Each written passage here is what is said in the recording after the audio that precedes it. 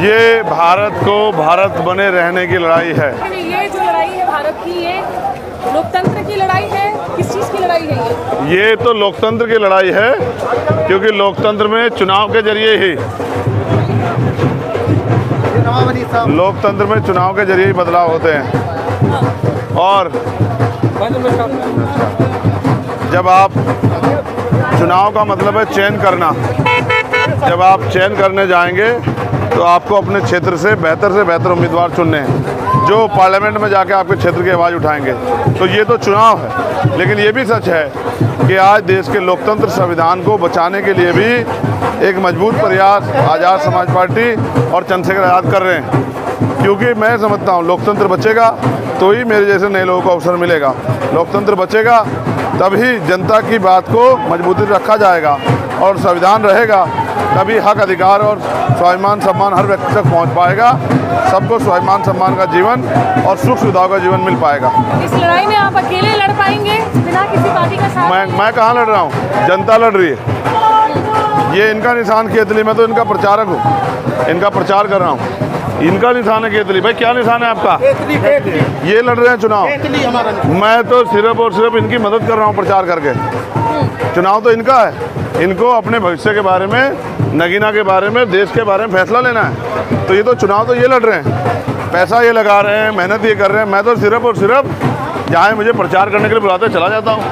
बाकी चुनाव तो इनका है सब लोगों का। लेकिन ये जहाँ जहाँ भ्रष्ट युवा रोजगार का मसला इतना बड़ा मसला है, सर्वेक्षणों में दिख रहा है, युवाओं का गुस्सा सड़कों पर नजर क्यों नहीं आ रहा है? क्या वो साइलेंट वोट बनकर रह जाएगा? ऐसा नहीं है सर, आज लोकतांत्रिक व्यवस्था तो बिल्कुल कुचली जा सकी है। आज लोकतांत्रिक व्यवस्था तो बिल्कुल कुचली जा चुकी है।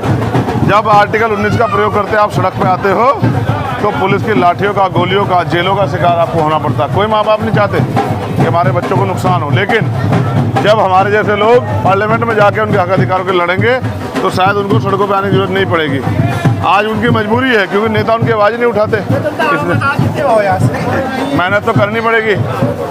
तो उनकी मजबूरी है कि नेता को काम नहीं करते, इसलिए उनको करना पड़ता है। लेकिन अब तो चंद्रशेखर आज़ाद है जो इस काम को ईमानदार से कर रहा है और जो हर कीमत पे इस काम को कामयाब करके इनकी आवाज़ बनने का जो है, जिसने बीड़ा उठाया वो उसको। सबसे टॉप आपके फोकस के 3 मुद्दे कौन से होंगे संसद में, जिस पर आप सबसे पहले काम करेंगे? देखिए, संसद तो एक बड़ा प्लेटफार्म है, देश भर के मुद्दे उस पर रखे जाते हैं, लेकिन सबसे पहला मुद्दा होगा बेरोजगारी।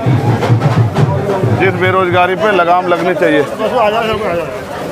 जिस बेरोजगारी पे लगाम लग जाए, पढ़े लिखे नौजवान बेरोजगार घूम रहे हैं। दूसरा सबसे बड़ा मुद्दा है देश में महंगाई, कि महंगाई को इस तरह से जो है बढ़ रही है, जितनी आदमी की एज भी इस तरह नहीं बढ़ती, दिन पर दिन महंगाई बढ़ रही है। उसका नुकसान घर में भी और घर से बाहर भी हर उस पे प्लेटफार्म पे हमें देखने को मिल रहा है। और तीसरा मुद्दा रहेगा सामाजिक न्याय, कि जो हाशिए पे पड़े लोग हैं उनको अपलिफ्ट किया जाए, उनके लिए नए कानून, नए अवसर पैदा हों कि वो मुख्य धारा में आएँ और मुख्य धारा में आके वो काम करें। और जो बहन बेटियों पे सुरक्षा की भावना बने, तो कानून व्यवस्था दुरुस्त हो, ये भी हमारा प्रायोरिटी पे मुद्दा रहेगा। एक आखिरी सवाल, ये कहा जा रहा है कि ये रेफरेंडम है मिस्टर मोदी पर, उनके काम पर, कि वो आगे थर्ड टर्म में क्या आइडिया ऑफ इंडिया बढ़ाएंगे और विपक्ष का कोई चेहरा नहीं है, इसीलिए it's a Modi versus who.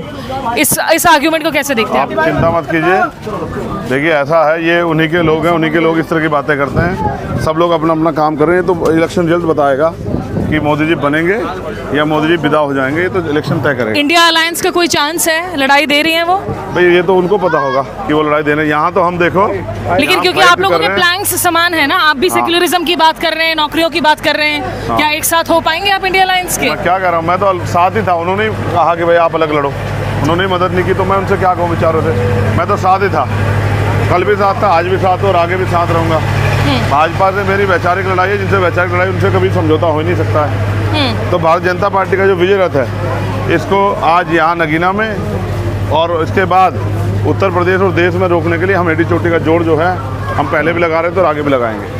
चलिए ठीक है, चंद्रशेखर आज़ाद जी की इस जनसंपर्क रैली में आप देख रहे हैं कि लोगों का किस कदर भीड़ उमड़ता हुआ नज़र आ रहा है, और लोगों की तरफ से काफ़ी, यहाँ पे अभी कुछ लोगों को सुन रही थी, कोई कह रहा है ये 1 लाख से 1.5 लाख वोटों से जीतेंगे, नतीजे तो 4 जून को पता चलेंगे, लेकिन निश्चित रूप से क्या ये आगे चलकर इंडिया अलायंस का हिस्सा बनते हैं, अपनी पार्टी अकेले ही खड़े करते हैं, ये वक्त ही बताएगा। यहाँ नगीना में मैं स्मिता शर्मा।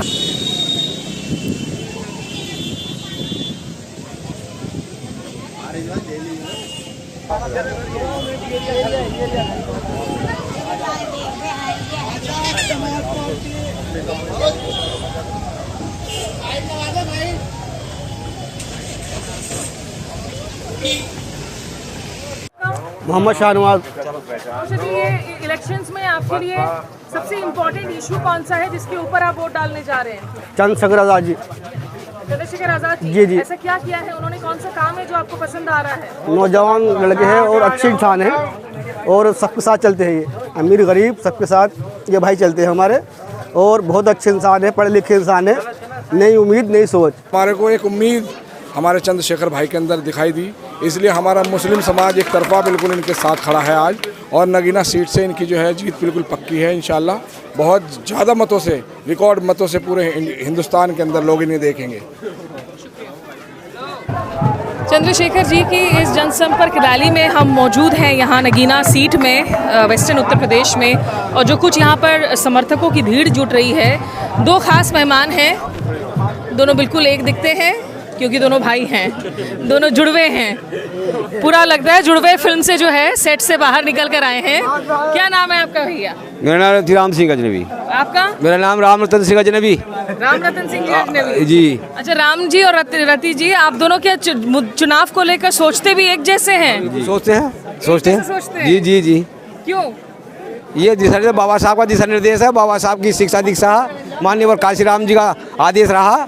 जब 1985 में उन्होंने चुनाव लड़ाया हमने बिजनौर में बहन मायावती जी को, तो जब से हम माननीय काशीराम जी के बताए रास्ते पे चल रहे हैं। आपको क्या लगता है यहाँ पर दोनों भाइयों में कभी राजनीति को लेकर मतभेद हुई है? इस देश में आजकल इतनी राजनीति को लेकर मतभेद होती है लोगों के बीच में। नहीं, अभी तक नहीं हुआ, कभी अभी तक नहीं हुआ। अभी तक नहीं हुआ। आप लोग के लिए यहाँ पर सबसे बड़ा मुद्दा कौन सा है नगीना में इस वक्त लोगों के लिए? इतने सारे युवा चेहरे नजर आ रहे हैं, देखिए यहाँ पर सारे यंग एज लोग हैं। यहाँ लोगों के लिए कौन सी व्यवस्थाएं हैं जो आप चाहते हैं कि यहाँ से चुने हुए सांसद काम करें? हमारे चंद्रशेखर भैया जी हैं, चंद्रशेखर भैया जी हैं, नव युवक हैं और क्रांतिकारी नेता हैं, और शेर बनकर आए हैं, शेर की तरह दहाड़ते हैं पूरे देश में, पूरे जहाँ भी जाता है, जहाँ शोषण होता है हिंदू मुस्लिम सो। अब भैया चंद्रशेखर जी ने पूरे देश में मैसेज दे दिया कि हिंदू मुस्लिम का जो नारा था वो समाप्त हो जाएगा। अब जो 1585 का नारा होगा, बहुजन समाज भारत में हमारा है, और सभी जाति धर्मों के लोगों को लेकर के भैया लड़ाई लड़ रहे हैं पूरे देश के अंदर। ये भाजपा का जो शोषण अब तक सहा, ये सह नहीं पड़ सकते वो। आप बताइए, जैसे आप दोनों भाई हैं यहाँ पर, आपने कहा आप राजनीति को लेकर लड़ते नहीं हैं, लोगों को लड़वाना इतना आसान क्यों हो गया है? क्यों लोग रह रहकर धर्म के नाम पर लड़ रहे हैं, जाति के नाम पर लड़ रहे हैं? वो उनकी व्यक्तिगत विचारधारा है, फूट डालो राज करो, उनकी व्यक्तिगत वो राजनीति है, फूट डालो राज करो। ये संविधान को परास्त करने की नीति है उन लोगों की। क्योंकि आज संविधान से क्या गुरेज हुई ना, संविधान पर जो अटैक कर रहे हैं लोग, सबका अधिकार है, सबकी बेदारी है, सबकी हिस्सेदारी है, तो वो होना चाहिए था। तो आज संविधान का विरोध कर रहे हैं, संविधान की प्रतियां जला रहे हैं, संविधान में संशोधन करते जा रहे हैं। हमारा हक अधिकार तो मिला नहीं है। बैकवर्ड का 52% आरक्षण था, वो आज तक नहीं मिल पाया, और शेड्यूल कास्ट का आरक्षण पूरा करा ही नहीं है। तो ये आज हमारे सामने दिक्कत है। भाई चंद्रशेखर स्वाभिमान की लड़ाई लड़ रहे हैं, मान सम्मान की लड़ाई लड़ रहे हैं, तो सबकी लड़ाई लड़ रहे हैं, सर समाज की लड़ाई लड़ रहे हैं। चंद्रशेखर जी किसी पार्टी का हाथ नहीं थामते हैं, एक निर्दलीय उम्मीदवार के तौर पर वो कितना फर्क ला पाएंगे? फर्क तो बहुत आएगा, बहुत बड़ा फर्क आएगा उनके पास। वो एक संवैधानिक लड़ाई लड़ रहे हैं, संविधान के तहत लड़ रहे हैं, और सर्व समाज की लड़ाई लड़ रहे हैं।